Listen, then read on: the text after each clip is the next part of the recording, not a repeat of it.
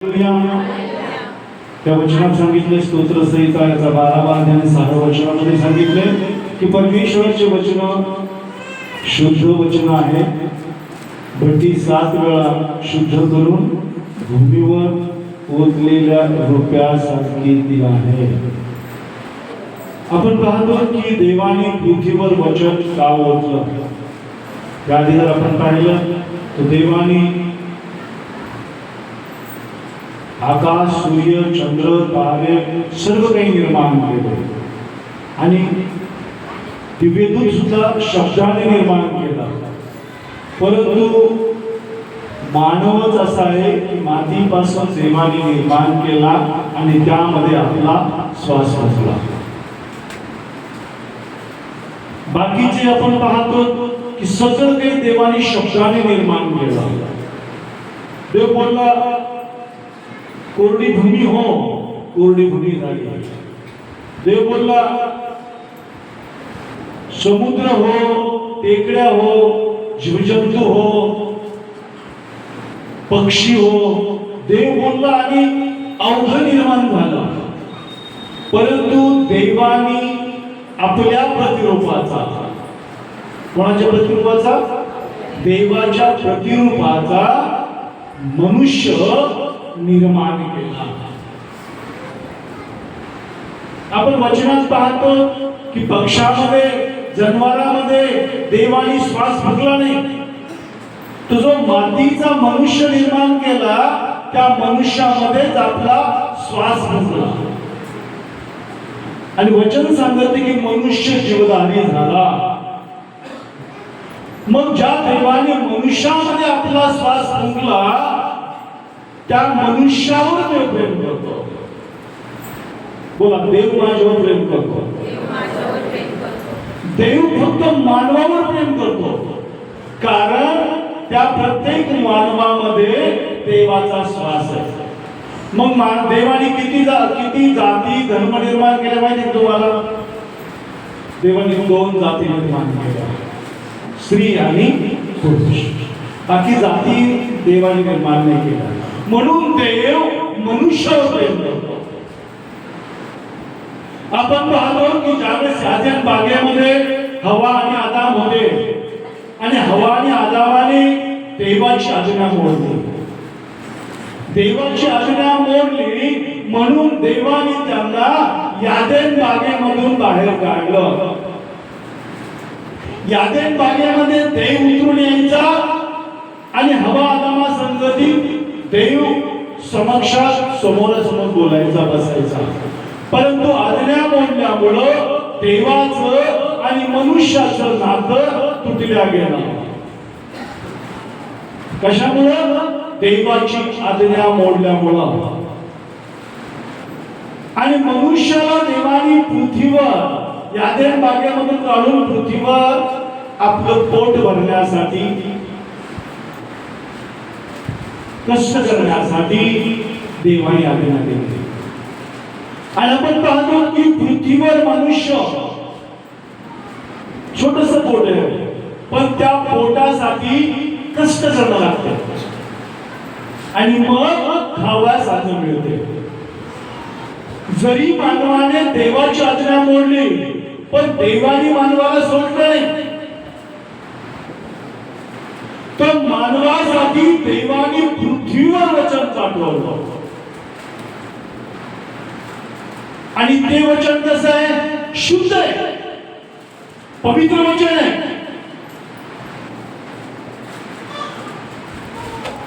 Bible मध्ये सांगितले की देवाचं वचन हे शुद्ध आहे, पवित्र आहे. ते शुद्ध करून, पवित्र करून मग पृथ्वीवर ओतले. कशासाठी? की ते वचन तुम्हाला आणि मला समजण्यासाठी, त्या वचनाने आपण आशीर्वादित व्हावं यासाठी देवाने या पृथ्वीवर ते वचन पाठवलं.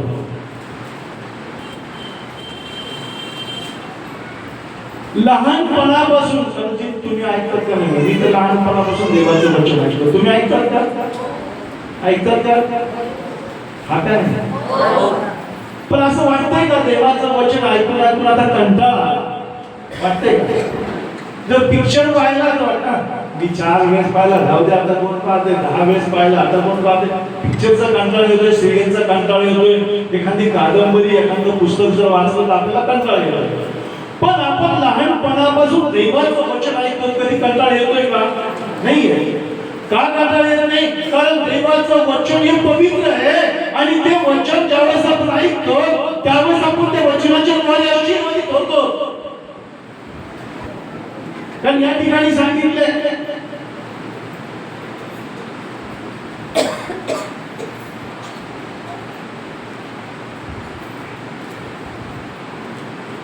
एवानीचा 15वा अध्याय आणि 3ऱ्या वचनामध्ये सांगितले, जे वचन मी तुम्हाला सांगितले त्यामुळे तुम्ही आता शुद्ध झालाच आहात. एवाण्याचा 15वा अध्याय 3ऱ्या वचनामध्ये काय सांगितले की जे वचन मी तुम्हाला सांगितले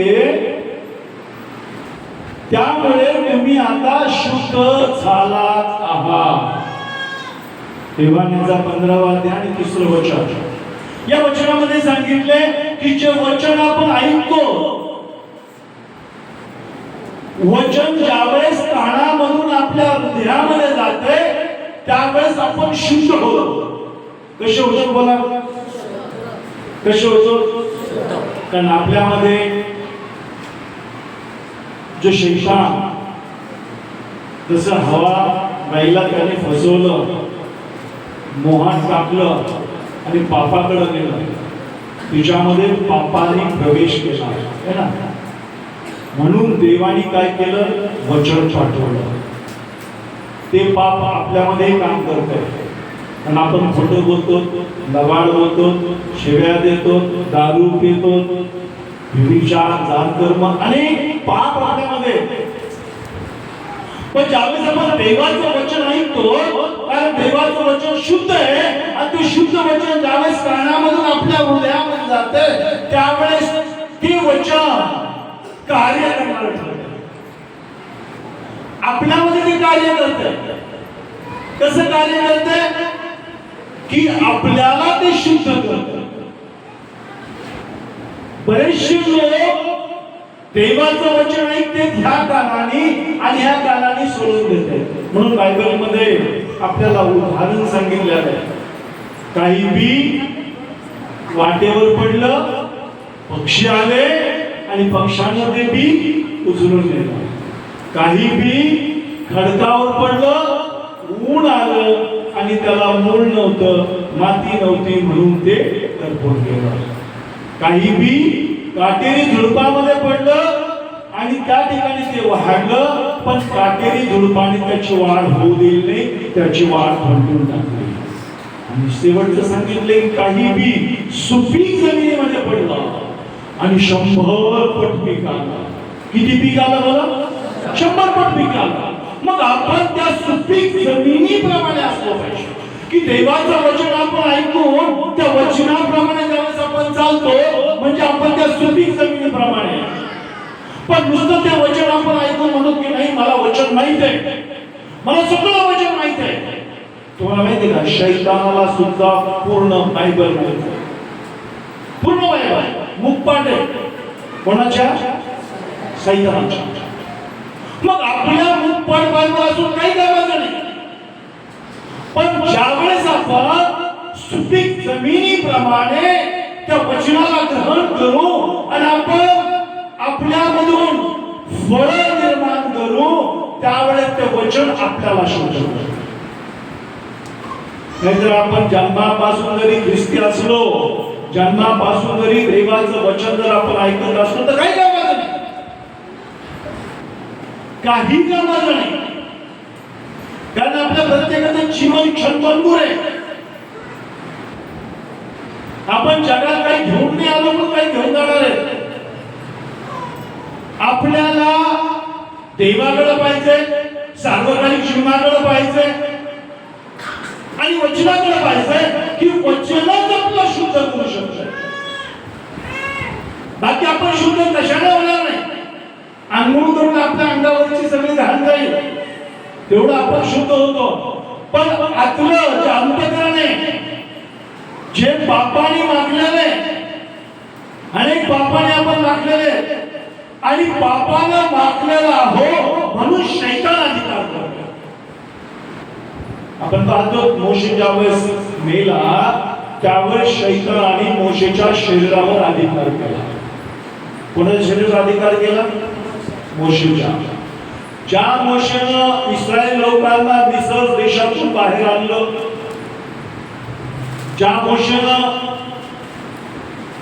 लाल समुद्रावर काठी मारली तो लाल समुद्र दुभागला गेला, ज्या मोशेनं खडकावर काठी मारली आणि पाणी त्यामधून निघलं, त्या मोशेच्या शरीरासाठी शैतान धरत होता, अधिकार करत होता. का अधिकार करत होता? कारण मोशेकडून एक पातक झालं होतं, त्याने एका मिस्राला मारलं होतं, म्हणून शैतान अधिकार करतो त्याच्या देहावर. मग आपल्याकडून किती पाप झाले बरं सांगा? आपल्याकडून पाप झाले का नाही? किती पाप झालं? आपण आईच्या उदरातून जन्मलो तेव्हापासूनच मी पापी, तुमचं मी नाही सांगू शकत. मग शैतान आपल्या शरीरावर अधिकार करेल का नाही? शैतान म्हणशील की हे माझे आणि करतो शरीरावर अधिकार.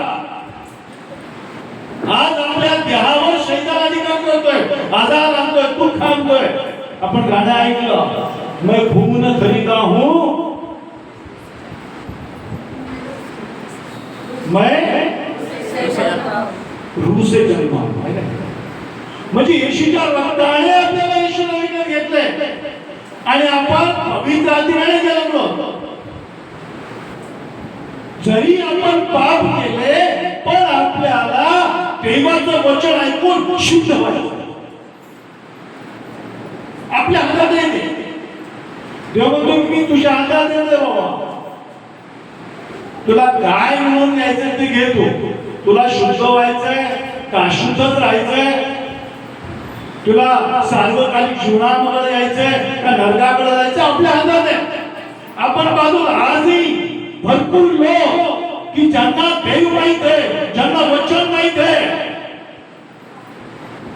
दुसऱ्याला ते रेखावा करतात ते आम्ही धार्मिक आहे, पण आतून ते तंत्रमंत्रामध्ये चटूक करते आणि वचन सांगते की देवाला या गोष्टीचा इतका फीट आहे की तंत्रमंत्र करणाऱ्याला देव क्षमाच करीत, बिलकुल क्षमा करीत. भरपूर असे लोक आहेत की ते तंत्रमंत्र निर्भीडतेने करतात. देव सोडत नाही कोणाला. देवाचं शासन, देवाची छडी दिसत नाही आणि समजून येत नाही.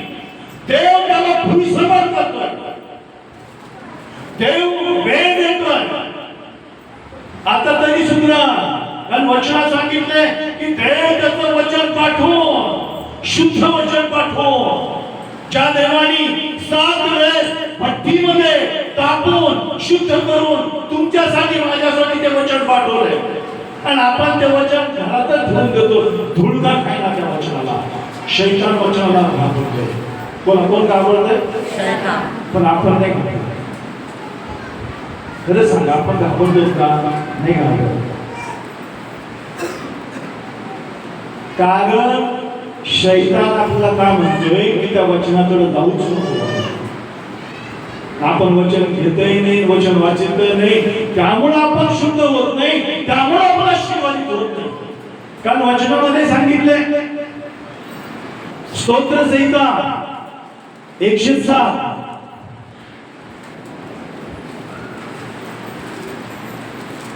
आणि याचं 20 वचन आपण वाचू.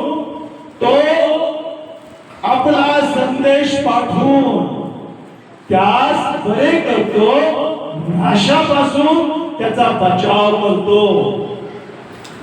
स्तोत्र संहिता 107 आणि 20 वचन.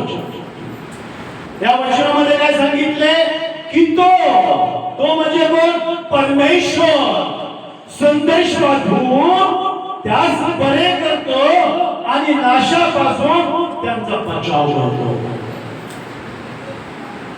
देव सेवकाच्या द्वारे संदेश पाठवतो. देवाची किती दया, किती उपकार आपल्यावर आहे की देव काय करतोय, संदेश सेवकाच्या द्वारे पाठवतोय आणि तो बरे करतोय. म्हणजे संदेशाद्वारे आपण बरे होतो. आपण पाहतो हिजकिया राजा होता, तो देवाला भिवून वागणारा होता, परंतु ज्यावेळेस तो आजारी पडला देवाने त्याच्या सेवकाला यशाला पाठवलं आणि सांगितलं की तू जा हिजकियाकडे आणि त्याला सांग तू मरणार नाही म्हणून, तो आपल्या घराची आवरासावर कर. देवाने त्याला वेळ दिला, कारण तो देवाला भिवून वागणारा होता म्हणून देवाने त्याला वेळ दिला. आपण देवाला भिवून वागत नाही म्हणून देव आपल्याला वेळ देतोय का नाही काय माहिती. देवाने सेवकाला पाठवलं. वचनामध्ये सांगितले यशाया 38 मध्ये हिजकिया राजा ऐकून आधी त्याने भिंतीकडे तोंड केलं. कुठं तोंड केलं? भिंतीकडे तोंड केलं. त्याने तिकडं चित्त लावलं नाही, आपल्या राज्याकडे चित्त लावलं नाही, संसाराकडे चित्त लावलं नाही, लेकरा बाळाकडे चित्त घातलं नाही. त्याने भिंतीकडे चित्त लावलं आणि आधी प्रार्थना केली देवाकडे की देवा माझी वागणूक, माझी धार्मिकता तुझ्या पुढे, तुला ठाऊक आहे, तू माझ्यावर घे. देवाला त्याने विनंती केली. वचनात सांगितले की हिजकिया राजानं देवाकडे विनंती केली. लगेच देवाने त्याच्या सेवकाला सांगितलं तू जा आणि हिजकिया राजाला सांग की मी तुझं आयुष्य 15 वर्ष वाढवलंय. हिजकिया राजाला विनंती केल्यामुळे देवाने त्याचं आयुष्य 15 वर्ष वाढवलं. तीच दया देव तुमच्यावर माझ्यावर करतोय. पण आपण पश्चाताप करीत नाही. कारण वचनामध्ये पाठवलंय, वचनात सांगितले की संदेश पाठवतो बरे बरे. आपण संदेश फक्त आरोग्यासाठी नाही ऐकायला पाहिजे, तर आपण कसे शुद्ध होतो. मग शुद्ध होण्यासाठी आपल्या मधल्या सगळ्या गोष्टी आपण काढून टाकायला पाहिजे.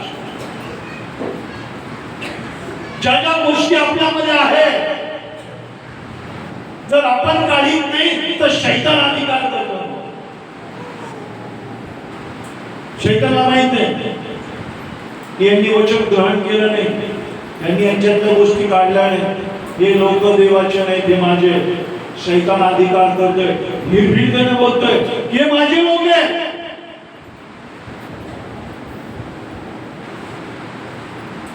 ज्या येशूने तुम्हाला आणि मला त्याच्या रक्ताने विकत घेतलंय. बऱ्याच लोकांना वाटतं की मला येशूने त्याच्या रक्ताने विकत घेतलंय, मला काही भीती नाही. पण जर वचनच ग्रहण जर नाही केलं आपण शुद्धच होणार नाही. आणि आपण फक्त म्हणतो की मी येशूच्या रक्ताने शुद्ध झालेलो आहे, येशूने मला विकत घेतलंय, मी येशूचा लेकरू आहे, येशू माझा पिता आहे, मला सार्वकालिक जीवन मिळालं नाही मिळणार. जर आपण वचनाप्रमाणे चालत नाही, स्वतःला शुद्ध करीत नाही, आपल्या हातात आहे आपल्या मधल्या सगळ्या गोष्टी सोडून देणार. मग ते विचार असो, जाळकर्म असो, मूर्तिपूजा असो, जेही असं समजा, लबाड बोलणं, खोटं बोलणं, शिव्या देणं, चोरी करणं, निंदा करणं, जेवढे पातक आहे ते सगळे पातक आपण सोडून द्यायला पाहिजे आणि आपण शुद्धतेने चालला पाहिजे. त्यावेळेस शैतानाचा अधिकार आपल्याला चालत नाही. वचनामध्ये सांगितले की देव ज्यावेळेस वचन पाठवतोय त्यावेळेस तो आपल्याला फक्त रोगच आपल्या बरं करत नाही, तर वचनामध्ये सांगितलंय की तो नाशापासून आपल्याला काय करतो, आपला बचाव करतो, नाश होऊ देत नाही. नाशापासून देव वाचवतो प्रियानो. पण जर आपण आपलं पातक सोडत नाही, पण वचनात सांगितले पापाचं वेतन काय, मरण. जर आपण आपलं पाप सोडत नाही तर वचनात सांगितले की मरण येणार आणि पुढे सांगितले की आपला बचाव आपल्याला करायचा आहे नरकापासून. देवाने मनुष्यासाठी नरक निर्माण नाही केला. देवाला वाटतं की एकही आत्माचा नाश होऊ नये, तर प्रत्येकाला सार्वकालिक जीवन मिळावं ही देवाची इच्छा आहे. तुमचा आणि माझा नाश होऊ नये ही देवाची इच्छा आहे. नरक फक्त सैतानासाठी निर्माण केला आहे. परंतु जो व्यक्ती सैतानासारखा चालत, सैतानाची गुण त्याच्यात राहतील, त्या मनुष्य तो सैतानासोबत नरकात जाणार आहे. पहिली गोष्ट, नरकात कोण जाणार आहे? जे जादू टोना करते, जे तंत्र मंत्र करते, आधी ते सैतानासोबत नरकात जाणार आहे. कारण तंत्र मंत्र शेषू भूताला पकडून करते. कोणाला पकडून करते? शैतानाला पकडून करते. आणि या गोष्टीचा देवाला भीती आहे.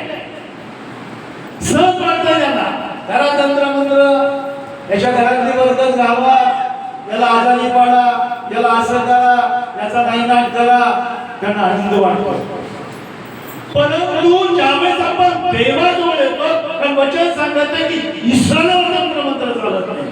जे देवाचे लोक आहेत त्यांच्यावर तंत्र मंत्र चालत नाही, पण जे करते त्यांना देव नरकासाठी राखून ठेवतो. अशा लोकांना क्षमा नाही.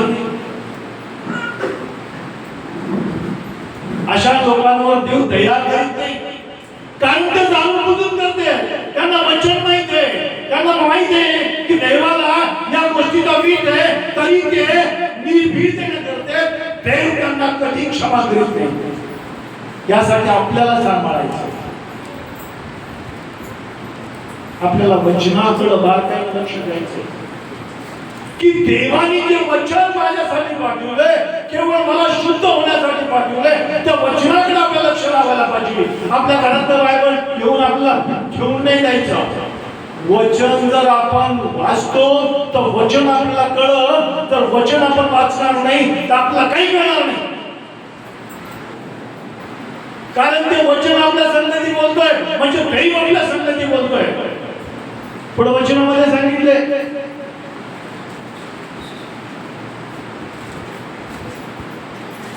एवाण्याचा 15वा अध्याय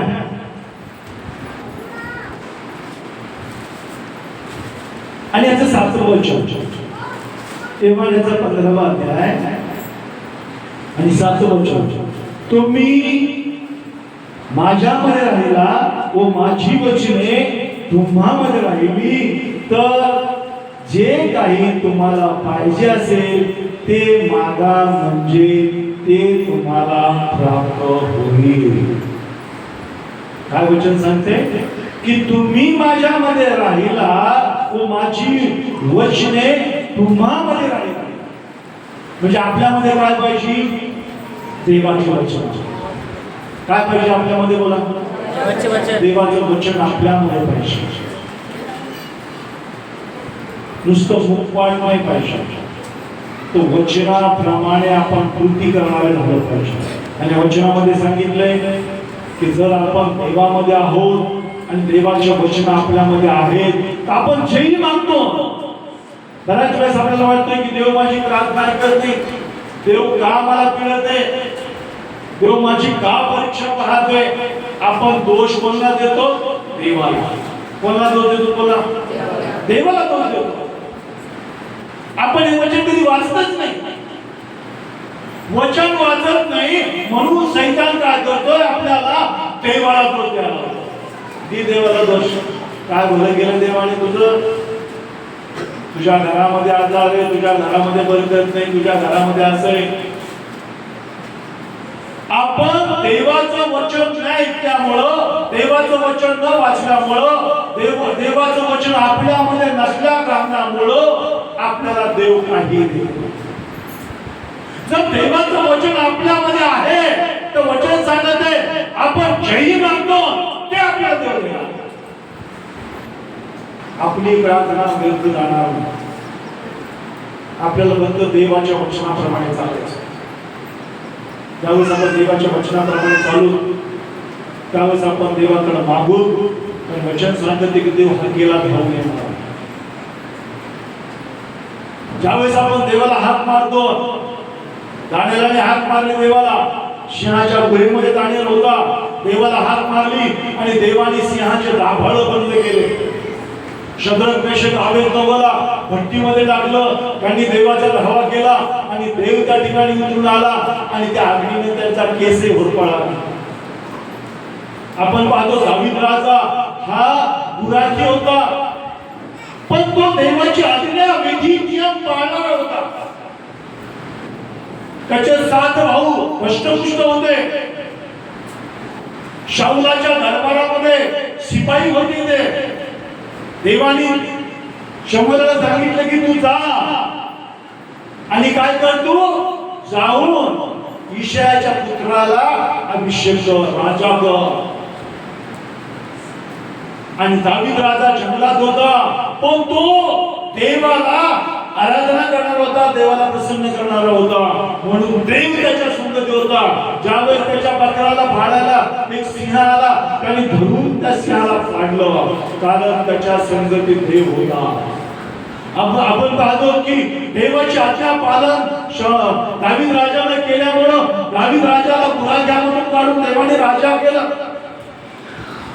आणि वचनामध्ये सांगितलंय, पहिले राजा 2 अध्याय आणि 2-3 वचनामध्ये सांगितलंय की ज्यावेळेस दावीद राजा म्हातारा झाला आणि आता मरणाच्या त्याच्यात लागला, मरणार होता, त्यावेळेस त्यांनी त्याच्या पुत्राला बोलवलं. त्या ठिकाणी आपण पाहतो त्यांनी दावीदाने काय केलं, त्याच्या पुत्राला बोलवलं आणि सांगितलं,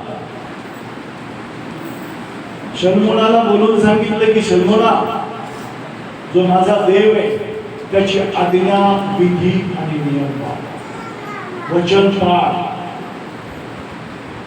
कारण दावीद राजाला माहित होतं की मी वचन पाळल्यामुळं, मी वचनाप्रमाणे चालल्यामुळं देवाने मला शेपूट नाही तर मस्तक केलंय, खाली नाही तर उंच केलंय. त्याने त्याच्या लेकरावर बिंबवलं. आणि आपण पाहतो की शल्मोन राजानं त्या बापाचं ऐकलं आणि त्याने देवाला त्यांनी प्रसन्न केलं, देवाच्या वचनाप्रमाणे चालला. तर देवाने त्याला काय दिलं माहिती का? ज्ञान दिलं, विवेक दिला, दीर्घ आयुष्य दिलं, धन दिलं, मान दिला, सन्मान दिला. आपण सुद्धा आपल्या लेकरावर बिंबवायला पाहिजे. एकच गोष्ट बिंबवायला पाहिजे, वचन. वचनाला आपण घाबरलो पाहिजे. कारण जर सैतान आला, त्याला आपण म्हणतो वचनाच्या द्वारे किती सैतान आपण हुकवलं, तर सैतान काय म्हणे माहितीये का? तू वचनाला घाबरतेस का? शैतान आपल्याला प्रश्न करेल, मग तू जर घाबरत नाही तर मी का घाबरणार? जर आपण घाबरत आहे तर आपल्या मुखामधून ज्यावेळेस वचन निघतंय त्यावेळेस शैतान थरथर कापतो. कारण आपल्या मुखातून जे वचन निघतंय ते सामर्थ्यशाली निघतंय, ते शुद्ध निघतंय आणि त्या शुद्ध वचनाला पाहून शैतान पळ काढतोय. वचनामध्ये सांगितलंय की शैतान तुमच्या तंबूजवळ येणार नाही, म्हणजे घराजवळ येणार नाही. पण ज्यावेळेस आपण देवाला भेटतो, देवाला भेटून मागतो, वचनाप्रमाणे चालतो, वचन वाचतो आणि वचन वाचून ते ग्रहण करतो आणि त्याप्रमाणे आपण वागतो, त्यावेळेस आपण आशीर्वाद घेतो. आजार, दुःख, संकट आपल्याकडे येत नाही. आपण पाहतो की दावीद राजाने त्याच्या लेकराला सांगितलं आणि शल्मोन आणि वचन सांगते पहिले राजा 3 अध्याय आणि 4 आणि 10 वचनामध्ये देवाने त्याला आशीर्वादित केलं. बापाने शिकवलं, लेकरांनी ऐकलं आणि देवाची आज्ञा पालन केलं. वचन ऐकल्यामुळं देवाने त्याला सगळ्या गोष्टीची भरभराटी दिली. लांबून लांबून लोक त्याचं ज्ञान ऐकण्यासाठी येत होते. तो जो देव तुमचा आणि माझा आहे, त्या देवाला आपल्याकडून एकच अपेक्षा आहे की आपण वचन ऐकून स्वतःला शुद्ध करा. आपण वचनाची घोषणा करायला पाहिजे. आपण साधारण नाही. आपल्याला जगातल्या लोकांसोबत भांडण करायला देव सांगत नाही, तर जगातल्या लोकांवर प्रेम करण्यासाठी सांगतात. शत्रूवर प्रेम करण्यासाठी सांगतात. आपली लढाई शैतानासोबत आहे. म्हणून देव म्हणतोय भिवू नको, घाबरू नको, मी तुझ्या संगतीत.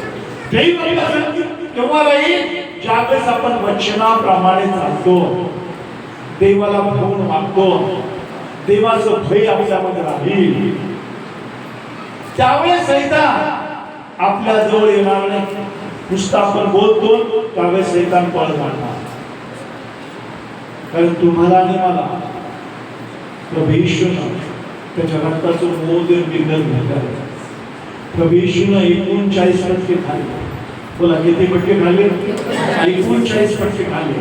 आणि त्या फटक्याच्या द्वारे मला तुम्हाला आरोग्य मिळालेलं आहे. प्रभू येशूच्या हातामध्ये पायामध्ये प्लेट होते. प्रभू येशूच्या कुशीमध्ये भाला बसवला. प्रभू येशूच्या डोक्यामध्ये काड्याचा मुकुट घातला. आणि प्रभू येशूच्या शरीरापासून जगत राहिलं. त्या रक्ताचं मोल देऊन तुम्हाला आणि मला सर्व जगाला येशूनं मोलाने विकत घेतलं. आणि तो येशू तुमच्यावर माझ्यावर प्रेम करतो. आणि त्या देवाची इच्छा काय आहे की आपण नाश पाहू नये. यासाठी आपल्याला देवाचं वचन ऐकायचंय. देवाचं वचन ऐकून आपल्या लेकरावरती बिंबवायचं. त्यावेळेस आपणही चालल्या जाऊ, आपलं कुटुंबही चालल्या जाणार, आपले लेकरही चालल्या जाणार. प्रभू करून वचन आपल्या सर्वांसाठी आशीर्वाद.